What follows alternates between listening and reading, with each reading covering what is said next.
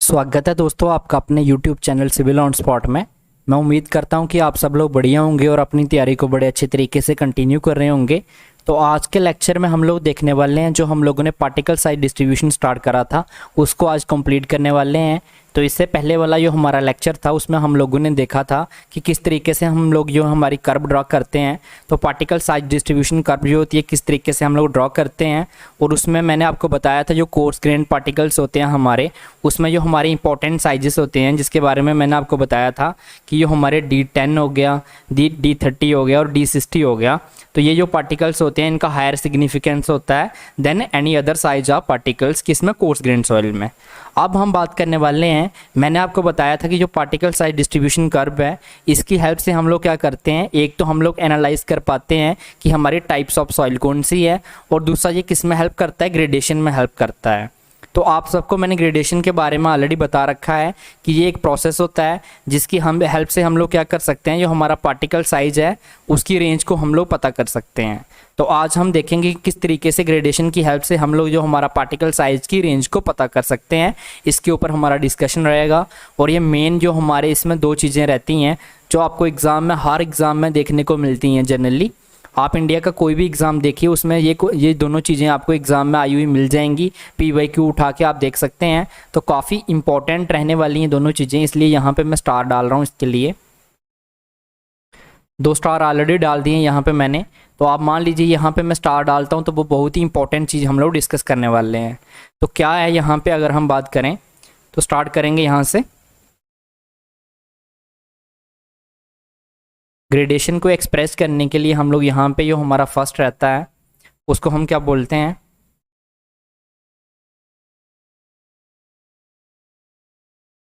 Gradation को क्या करने वाले हैं, एक्सप्रेस करने वाले हैं। तो सबसे पहला जो पैरामीटर होता है वो होता है coefficient of uniformity. Coefficient of uniformity. अब यूनिफॉर्मिटी से आपको क्या समझ आ रहा होगा, यूनिफॉर्मिटी का मतलब क्या हो गया बेसिकली कि ये हमारे पार्टिकल्स हैं अगर वो एक ही साइज के होंगे, ठीक है ना। मैंने आपको बताया था कि यूनिफॉर्म सॉइल कौन सी होती है, जिसमें एक ही साइज के पार्टिकल्स होते हैं, वो कौन सी होती है, यूनिफॉर्म सॉइल होती है। तो कोफिशिएंट ऑफ यूनिफॉर्मिटी को डिस्कस करेंगे कि ये क्या बताता है। बेसिकली ये क्या बताएगा, जो पार्टिकल्स हैं उसकी रेंज के बारे में बताएगा। तो हम बोल सकते हैं इसको, it signifies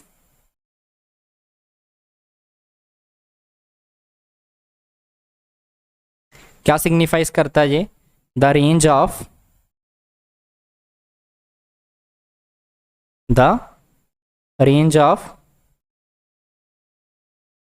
particle size distribution curve.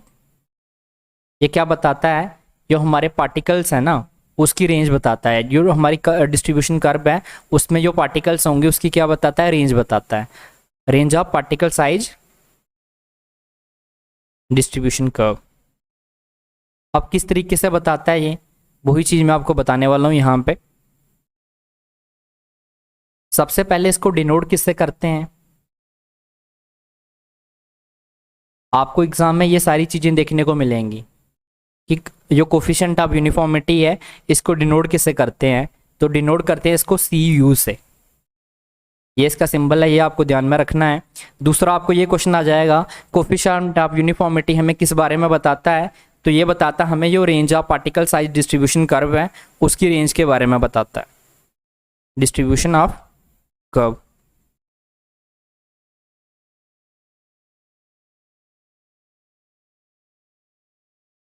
अब किस तरीके से बताता है ये, तो बेसिकली क्या होता है यहाँ पे, CU इज इक्वल टू जो हमारे D60 पार्टिकल्स होंगे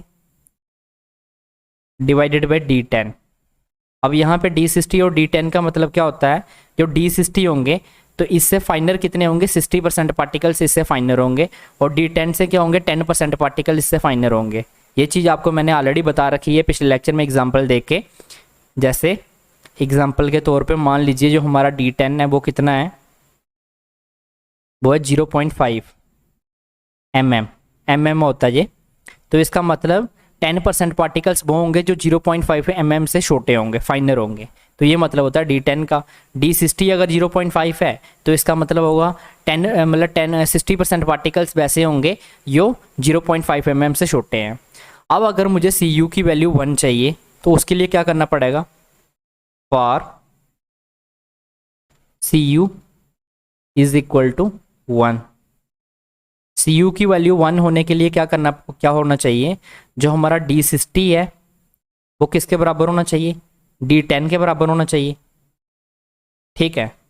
लेकिन यहाँ पे एक चीज़ लिखिए, नेचुरली जो हमारी सॉइल होती है उसमें ये पॉसिबल नहीं है।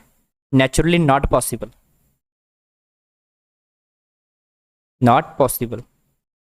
कि जो हमारा Cu की वैल्यू है वो कभी भी 1 नहीं आएगी। नेचुरली ये चीज़ पॉसिबल ही नहीं है। कभी भी D60 की जो साइज का पार्टिकल्स जो होंगे वो D10 के बराबर नहीं होंगे। एक चीज़ आपको ये नोट डाउन रखनी है। दूसरा, अभी मैंने आपको ये चीज़ बताई कि जो कोफिशिएंट ऑफ यूनिफॉर्मिटी है ये क्या बताता है? Range of particle size distribution का बताता है। तो कैसे बताता है? अब यूनिफॉर्मिटी का मतलब अभी मैंने आपको बताया था कि यूनिफॉर्म सॉइल कौन सी होती थी। जब मैंने आपको यूनिफॉर्म सॉइल के बारे में बताया था, यहाँ पे लाइन लगा रहा हूँ मैं, यूनिफॉर्म सॉइल। थोड़ा सा मैं आपको जो पिछली बार का हमने पढ़ा हुआ है उसको, पिछले लेक्चर को उसको रिवाइज करवा रहा हूँ। इसमें क्या होते थे? सेम साइज पार्टिकल्स और बेल ग्रेडेड सॉइल कौन सी होती थी? जो बेल ग्रेडेड थी, बेल ग्रेडेड सॉइल में क्या होता था हमारा? इसमें क्या होता था? लार्ज रेंज ऑफ पार्टिकल्स होते थे, large range of particles. Large range of particles मतलब डिफरेंट साइज पार्टिकल्स और डिफरेंट साइज पार्टिकल्स होते थे। साइज ऑफ पार्टिकल्स प्रेजेंट, ये चीज़ें मैंने आपको ऑलरेडी बता रखी हैं, ठीक है। प्रेजेंट को मैं प्लस एंटी से यहाँ पे डिनोट कर रहा हूँ। तो ये दोनों चीज़ें मैंने आपको बता रखी थी कि जो हमारी कौन से वाली साइल है, यूनिफॉर्म साइल होती है, उसमें क्या होते हैं? जो पार्टिकल्स प्रेजेंट होते हैं वो कौन से होते हैं? सेम साइज के होते हैं। और बेल ग्रेडेड में क्या होता है? ऑल साइज जो पार्टिकल्स होते हैं वो अवेलेबल होते हैं, ठीक है। तो वाइड रेंज होती है इसकी। ये सब बता रखा है ऑलरेडी आपको प्रीवियस लेक्चर में। ये चीज़ें अभी इसलिए बता रहा हूँ, अगर हमारे Cu की वैल्यू, Cu किसके बराबर है? एक बार यहाँ से फिर से लिख देता हूँ मैं, D60 डिवाइडेड बाई D10। अब अगर मेरे Cu की वैल्यू, जब मैंने एक चीज़ यहाँ पे बताई आपको, Cu की वैल्यू अगर इंक्रीज करती है तो क्या इफेक्ट होगा? और अगर Cu की वैल्यू डिक्रीज करती है तो क्या इफेक्ट पड़ेगा यहाँ पे? तो यहाँ पे हम बोल सकते हैं, अगर हमारा जो Cu है, ठीक है, अगर Cu की वैल्यू इंक्रीज करती है तो क्या होगा? यूनिफॉर्मिटी क्या होगी? यूनिफॉर्मिटी है ना, कोफिशिएंट ऑफ यूनिफॉर्मिटी है। तो जो भी असर पड़ेगा वो किसके ऊपर पड़ेगा? यूनिफॉर्मिटी के ऊपर पड़ेगा। यूनिफॉर्मिटी का मतलब क्या होता है? Same size of particles. Uniform का मतलब, ठीक है, यूनिफॉर्मिटी क्या होगी इसमें?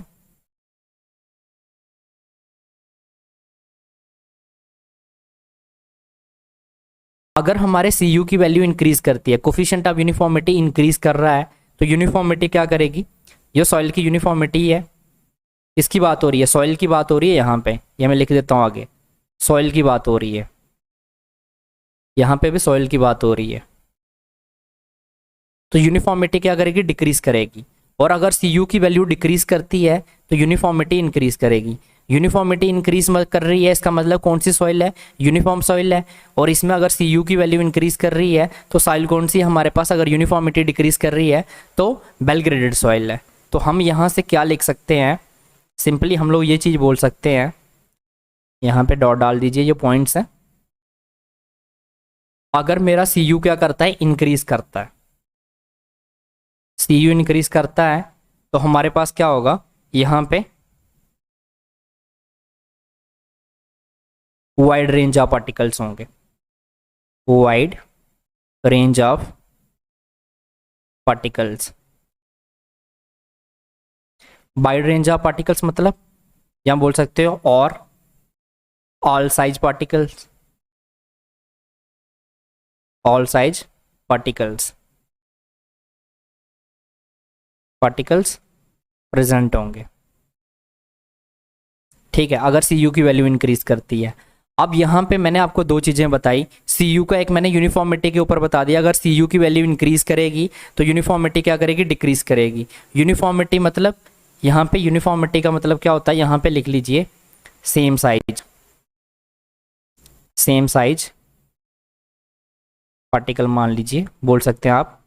सॉइल की बात हो रही है तो सेम साइज पार्टिकल जो होंगे वो क्या करेंगे, डिक्रीज करेंगे। ठीक है, अगर सेम साइज के पार्टिकल नहीं होंगे, अगर सी यू की वैल्यू डिक्रीज कर रही है तो यूनिफॉर्मिटी इंक्रीज करेगी, मतलब सेम साइज के पार्टिकल्स होंगे हमारे। तो अब हम ये बोल सकते हैं कि अगर सी यू की वैल्यू इंक्रीज कर रही है तो हमें क्या मिलेंगे, यूनिफॉर्मिटी डिक्रीज हो रही है तो वाइड रेंज ऑफ पार्टिकल्स मिलेंगे, ऑल साइज पार्टिकल्स प्रेजेंट होंगे, सेम साइज के पार्टिकल्स नहीं होंगे उसमें।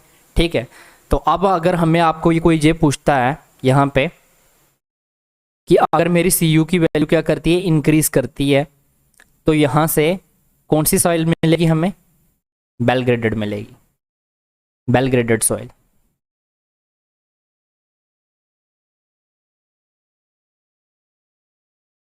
ठीक है, कौन सी मिलेगी, सी यू की वैल्यू अगर इंक्रीज करती है तो बेल ग्रेडेड सॉइल मिलेगी, और अगर सी यू की वैल्यू क्या करती है, डिक्रीज करती है, तो कौन सी सॉइल मिलेगी यहाँ से हमें, यूनिफॉर्म सॉइल मिलेगी, यूनिफॉर्म सॉइल। अब ये चीज़ अगर आपको एग्जाम में पूछी जाती है तो ये चीज़ आप बता सकते हैं। तो यहाँ पे प्रॉपर जो चीज़ें थी यूनिफॉर्मिटी के बारे में, कोफिशिएंट ऑफ यूनिफॉर्मिटी के बारे में, वो चीज़ मैंने बता दी। अब आपको ये भी पता चल गया होगा किस तरीके से ये रेंज ऑफ पार्टिकल को डिसाइड कर रहा है। सी यू की वैल्यू क्या डिसाइड कर रही है, जो रेंज ऑफ पार्टिकल्स है उसको डिसाइड कर रही है। कैसे डिसाइड कर रही है, अगर हमारी सी यू की वैल्यू इंक्रीज करती है तो क्या होगा, यूनिफॉर्मिटी डिक्रीज होगी, सॉइल की यूनिफॉर्मिटी डिक्रीज होगी। इसका मतलब सी यू अगर इंक्रीज कर रहा है तो कौन सी सॉइल मिलेगी, बेल ग्रेडेड सॉइल मिलेगी। तो इसने रेंज डिसाइड कर दी ना कि अगर सी यू इंक्रीज करेगा तो बेल ग्रेडेड, अगर सी यू डिक्रीज करेगा तो यूनिफॉर्मिटी इंक्रीज करेगी, यूनिफॉर्मिटी इंक्रीज करेगी तो सेम साइज के पार्टिकल बढ़ेंगे। सेम साइज के पार्टिकल किस में होते हैं, यूनिफॉर्म सॉइल में होते हैं। तो इसलिए ये चीज़ें मैंने आपको फिर से रिवाइज करवाई थी, यूनिफॉर्म सॉइल और बेल ग्रेडेड सॉइल। अब चलते हैं नेक्स्ट थिंग्स के ऊपर, जो इसका नेक्स्ट है ग्रेडेशन में, जो हमारा नेक्स्ट पैरामीटर है वो कौन सा है, सेकंड पैरामीटर कौन सा हमारा, मोस्ट इंपॉर्टेंट पैरामीटर है ये भी, coefficient of curvature.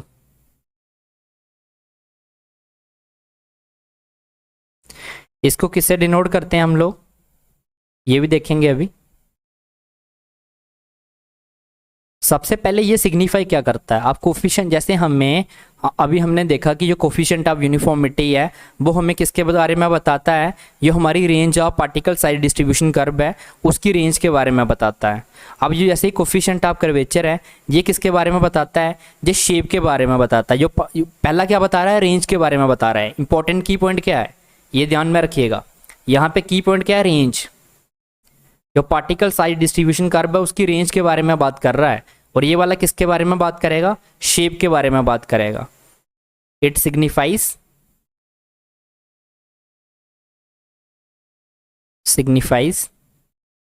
The shape of, इसको मैं सर्कल में कर देता हूं, ये क्या की पॉइंट है, shape of particle size distribution curve, particle size distribution curve.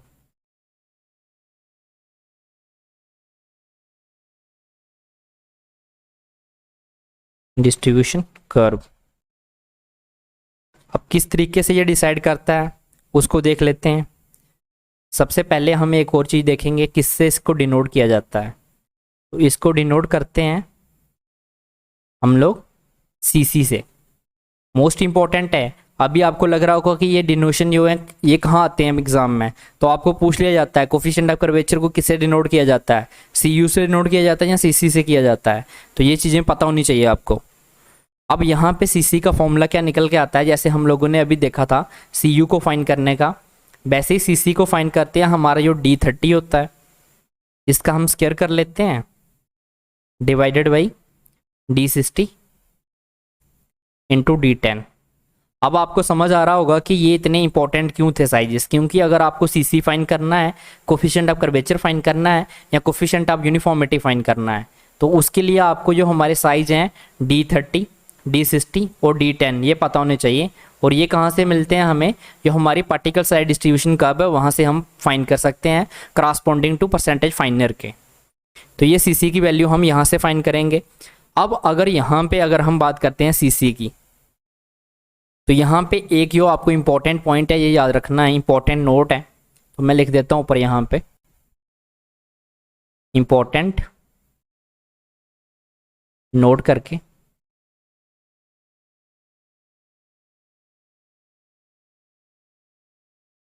क्या इंपॉर्टेंट नोट हमारा, अगर जो हमारा सीसी है, सीसी की वैल्यू की बात कर रहा हूँ, अगर सीसी की वैल्यू ग्रेटर देन है या इक्वल टू 1 है, ठीक है, और अगर सीसी की वैल्यू लेस देन है या इक्वल टू 3 है, ये वाली कंडीशन बना रहा हूँ यहाँ पे। और जो सी यू है, सी यू अभी हमने फाइंड करा था, उसकी वैल्यू कितनी आती है, ग्रेटर देन 6 निकल के आती है। देखो क्या बोला मैंने, अगर सीसी की वैल्यू 1 से लेके 3 के बीच में आती है, या 1 भी आती है और 3 भी आती है, 1 और 3 दोनों इंक्लूडेड है, ठीक है, इक्वल टू का साइन लगा यहाँ पे, ये चीज़ ध्यान में रखिएगा। मतलब सीसी की वैल्यू 1 से लेके 3 के बीच में अगर लाई करती है, या 1 आती है या 3 आती है, और सी यू की वैल्यू कितनी आती है, 6 आती है, उससे बड़ी आती है, 6 नहीं इंक्लूड है, 6 से बड़ी वैल्यू इंक्लूड है, तो यहाँ पे जो हमारे पास पार्टिकल साइज डिस्ट्रीब्यूशन है ना, अगर मैं बात करूं तो यहाँ पे जो हमारा सैंड होगा वो क्या होगा, सैंड बेल ग्रेडेड होगा, बेल ग्रेडेड।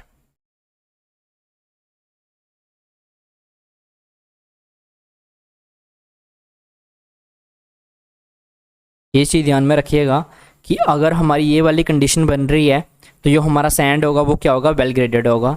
और यहीं पे अगर मैं ये चीज़ बोलूँ कि अगर मेरे सीसी की वैल्यू सेम यहीं पे रहती है 1 सीसी, और सी यू की वैल्यू मेरी ग्रेटर देन किसके 4 है, तो अगर कोई ग्रेवल के लिए बोलता है तो यहाँ पे ग्रेवल क्या होगा, बेल ग्रेडेड होगा। क्या होगा, बेल ग्रेडेड होगा।